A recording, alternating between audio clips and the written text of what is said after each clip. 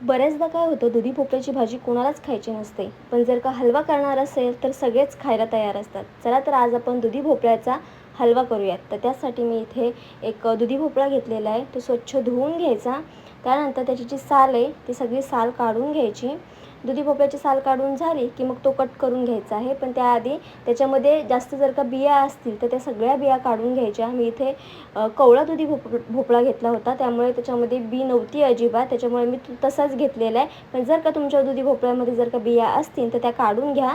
त्यानंतर दुधी भोपळा आहे तो आपल्याला किसून घ्यायचा आहे किसणीच्या सहाय्याने.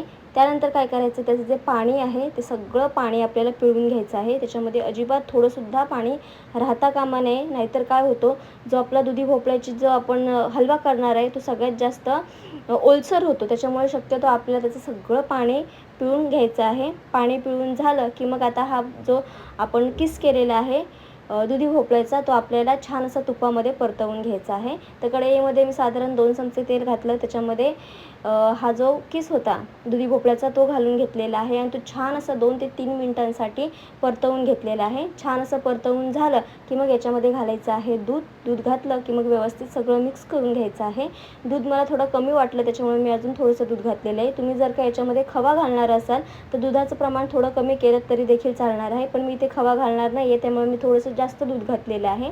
व्यवस्थित मिक्स करून घेतलं की मग त्याच्यामध्ये घालायची आहे साखर. साखर ही तुम्ही तुमच्या अंदाजाने घाला, तुम्हाला कितपत गोड हवा आहे त्यानुसार. व्यवस्थित मिक्स करून घ्यायचं आणि याच्यात जे दूध आहे ते सगळं आटवून घ्यायचं. दूध आटून झालं की मग याच्यामध्ये मी अजून 1 चमचा तूप ॲड केलेलं आहे. त्यानंतर याच्यामध्ये घातलेले आहेत बदाम. तुपामध्ये परतवून घेतले होते सगळ्यात आधी ते बदाम, त्यानंतर ते बदाम घातलेले आहेत. व्यवस्थित मिक्स करून घ्यायचं. थोडीशी वेलची पूड घालायची आणि मस्त असा हा दुधी भोपळ्याचा हलवा रेडी आहे. तर तुम्हीसुद्धा नक्की ट्राय करून बघा. व्हिडिओ आवडला असेल तर लाईक, शेअर, सबस्क्राईब करायला विसरू नका. थँक्यू.